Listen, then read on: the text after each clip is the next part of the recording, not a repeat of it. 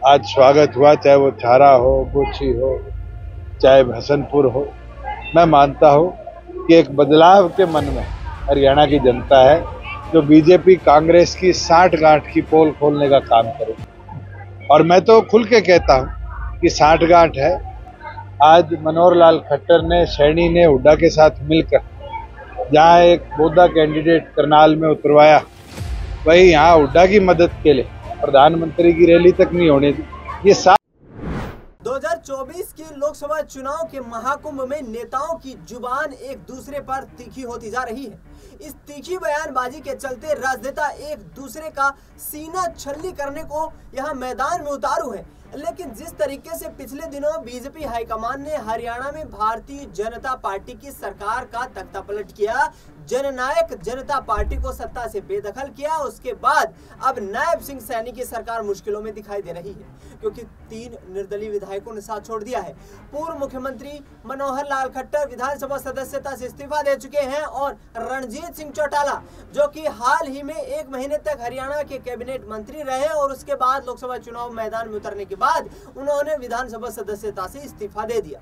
यानी कि वर्तमान में देखा जाए तो हरियाणा में 88 सदस्यीय विधानसभा है और ऐसे में नायब सिंह सैनी के पास 45 विधायकों का समर्थन होना जरूरी है यदि वे सरकार में बने रहना चाहते हैं। यह आंकड़ा कहीं ना कहीं कम पड़ता हुआ नजर आ रहा है और इस पर दुष्यंत चौटाला लगातार कड़ा कटाक्ष कर रहे हैं। दुष्यंत चौटाला का यह कहना है कि हम भारतीय जनता पार्टी को हरियाणा की सत्ता से बेदखल करना चाहते हैं, वहीं भूपेंद्र सिंह हुड्डा बैकडोर से बीजेपी का समर्थन कर रहे हैं। सुनिए दुष्यंत चौटाला क्या कुछ कह रहे हैं, उसके बाद चर्चा जारी रहेगी। आम चुनाव में 7 दिन बचे हैं और आज इस घड़ी में आपकी रोहतक लोकसभा के प्रचार में हम आए और लगभग आधा दर्जन गांव में जो जन समर्थन दिखा है, मैं मानता हूं रोहतक की जनता मन बना रही है कि एक आम घर के बच्चे को, रविंदर को, ऐतिहासिक वोटों से वो अपना सांसद चुनकर पार्लियामेंट में अपनी आवाज बनाकर भेजे। राष्ट्रीय पार्टियों के गूंगे बहरे सांसद बनकर नहीं, जो राष्ट्रीय मुद्दों में प्रदेश की, अपने कॉन्स्टिट्यूएंसी के हित की बात बोलनी छोड़ जाते हैं, बल्कि ऐसे को चुनकर भेजे जो असलियत में हरियाणा प्रदेश की रोहतक लोकसभा की लड़ाई लड़ता है। और जिस अपार जन समर्थन के साथ आज स्वागत हुआ, चाहे वो छारा हो, गोची हो, चाहे हसनपुर हो, मैं मानता हूं कि एक बदलाव के मन में हरियाणा की जनता है, जो बीजेपी कांग्रेस की साठगांठ की पोल खोलने का काम करे। और मैं तो खुल के कहता हूं कि साठगांठ है। आज मनोहर लाल खट्टर ने, सैनी ने हुड्डा के साथ मिलकर जहां एक बोधा कैंडिडेट करनाल में उतरवाया, वही यहाँ हुड्डा की मदद के लिए प्रधानमंत्री की रैली तक नहीं होने दी। ये साफ दिखता है कि गिव एंड टेक है। और गिव एंड टेक के अंदर तो ये भी है कि अगर कांग्रेस किसी बहाने जीत भी जाए तो फिर बीजेपी 1 सीट अपनी राज्यसभा में बढ़ा लेगी। तो ये चीज जनता समझ रही है और इन दोनों को इस बार जवाब देने का काम करें। जननायक जनता पार्टी के लगातार विरोध को किस तरह से देख रहे हैं? विरोध भी अपने कर रहे हैं। मैं आया हूँ हसनपुर, किसी ने विरोध किया, मैं गोची गया, मैं छारा गया। आज जहाँ कर रहे हैं वही लोग थे, उनके मन में कोई ईर्ष्या थी, समझे भी हैं बहुत हद तक, और वो साथ भी खड़े हुए हैं, चल भी रहे हैं। और मैं मानता हूँ ये समय की बात होती है, लोगों को समझाना मुश्किल होता है, बहकाना आसान है। और कई लोगों को समय में कांग्रेस ने कई ऐसे वातावरण बनाए जिससे लोग बहके।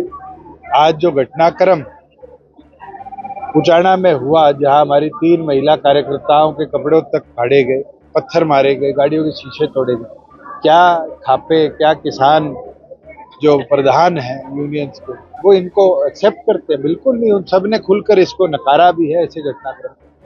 तो ये तो कांग्रेस के लोग चोड़ा पहन के किसान आंदोलन का आज माहौल खराब करने का काम कर रहे हैं। मालीवाल वाले मामले को लेकर क्या कहेंगे जनाब? जो घटनाक्रम दिल्ली में हुआ है बड़ा निंदनीय है। दिल्ली पुलिस सख्त से सख्त कार्रवाई उस पूरी इंक्वायरी पे करे और मैं मानता हूँ आरोप जो लगे हैं उस पर सख्त कार्रवाई होनी चाहिए। बीजेपी के नेता है 400 पार का नारा और 10 की 10 लोकसभा। पिछले 15 दिन तो भारतीय जनता पार्टी के मुखिया प्रधानमंत्री ने 400 पार का नारा नहीं लिया। अब तो साफ दिखने लग गया कि 400 पार भी कहीं ना कहीं 200 से नीचे ना आके रह जाए। आज हौसला दिन प्रतिदिन गिर रहा है और रुझान आ भी गए। मेरे को तो ये पता चला था कि आज होम मिनिस्टर की आज और कल 2 दिन रैलियां थी, वो कैंसिल करनी पड़ी। तो ये रुझान का नतीजा है कि जनता नकारने लगी। भूपेंद्र सिंह हुड्डा कह रहे हैं कि मेरा राजनीतिक एक्सपीरियंस है कि 10 की 10 इंडिया गठबंधन जीतने जा रहा है। राजनीतिक एक्सपीरियंस भजनलाल जी का भी था। वो तो कहते थे मैंने राजनीतिक पीएचडी करी है। करनाल की जनता ने उनकी राजनीति पीएचडी पढ़ी थी। जो लोग आज इस तरह के घमंड में कांग्रेस का सत्यानाश कर चुके, जनता जवाब देगी।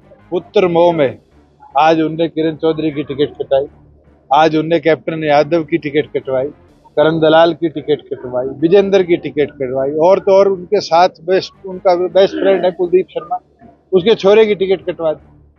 आज सबसे बड़ा कांग्रेस को अंदर खाते काटने वाला, खत्म करने वाला कोई व्यक्ति है तो भूपेंद्र है। लोकसभा में कितनी सीट? मैं तो ये मानता हूँ आज के दिन हिसार है, भिवानी है, करनाल है, सोनीपत है, आपके रोहतक है, सभी सीटों पर मजबूती से साथी काम कर रहे हैं। और तो जनता जनार्दन के हाथ में परिणाम है, और मैं मानता हूँ बहुत अच्छे नतीजे आएंगे और हम सीटें जीतकर पार्लियामेंट। प्रधानमंत्री की रैली है, कितना असर देखते हैं आप? अभी आने तो दीजिए, रुझान आपको दिख जाएंगे।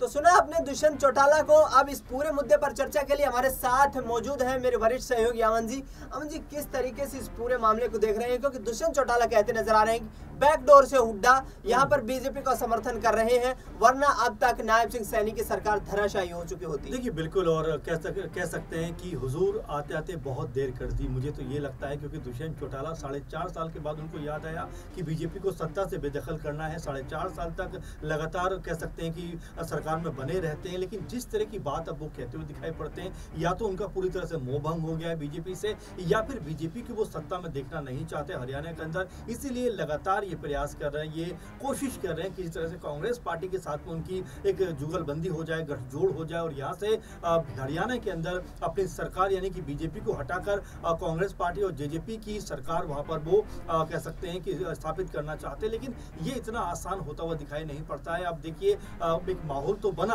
क्योंकि 45 विधायक, जैसा आपने कहा भी कि 45 विधायक चाहिए आपको बहुमत साबित करने के लिए, लेकिन जो आंकड़े निकल कर सामने आते हैं दिनेश जी, वो ये बताते हैं कि भाई बीजेपी के पास तो 42 या 43 का आंकड़ा है, ऐसे में 2-3 विधायक उनके पास कम है। तो यहाँ पर क्या कांग्रेस पार्टी ने कोई बाजीगरी कर दी है, और क्या दुष्यंत चौटाला और कांग्रेस पार्टी अंदर खाने में एक होकर कहीं ना कहीं बीजेपी के ऊपर कह सकते हैं शिकंजा कसने वाले, या फिर जो दुष्यंत चौटाला ने जो बड़ी बात कही है कि अंदर खाने से यूं कहें कि बैकडोर से एक तरीके से जो हुड्डा है वो बीजेपी को सपोर्ट करने का प्रयास कर रहे हैं। देखिए अभी राजनीतिक माहौल है, इसमें कुछ भी कहना मेरे ख्याल जल्दबाजी हो जाएगा दिनेश जी, क्योंकि 25 के बाद कह सकते हैं कि राजनीतिक सरगर्मी एक बार फिर ऐसा लगता है कि हरियाणा में उबल कर सामने आती हुई नजर आई, क्योंकि अभी लोकसभा चुनाव में 10 सीटों पर हो सकता है कि अभी आपने देखा भी होगा कि बहुत ज्यादा बयानबाजी इसको लेकर नहीं हो रही, लेकिन 25 तारीख के बाद मुझे ऐसा लगता है कि कोई बड़ा खेल हरियाणा में दिनेश जी होता हुआ नजर आने वाला है, और दुष्यंत चौटाला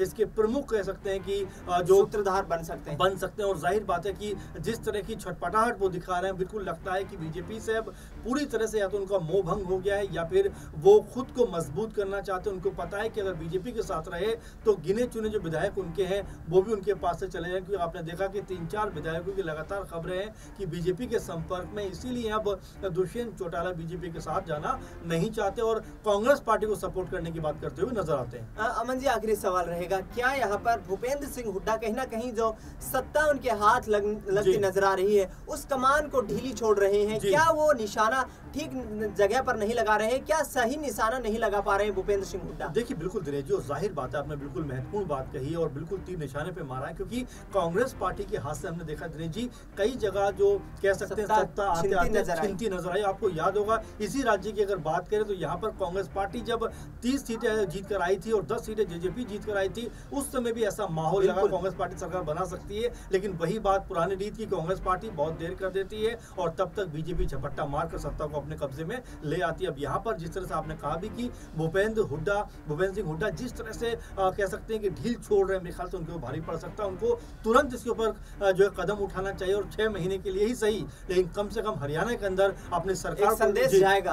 और जाहिर बात है कि यहाँ पर कांग्रेस पार्टी कहीं ना कहीं 6 महीने के लिए सही, लेकिन बीजेपी के खिलाफ एक माहौल बनाती हुई नजर आएगी। और देखिए 6 महीने का वक्त बहुत होता है आपको काम करने के लिए, तमाम योजनाएं आप शुरू कर सकते हो, लोगों के पास तक आप पहुंच सकते हो। बिल्कुल, यहाँ पर भूपेंद्र सिंह हुड्डा को लेकर लेकर के दुष्यंत चौटाला का रवैया इसलिए थोड़ा सा तीखा नजर आ रहा है क्योंकि लगातार ढील की जा रही है यहाँ पर नायब सिंह सैनी की सरकार के खिलाफ फ्लोर टेस्ट करवाने में।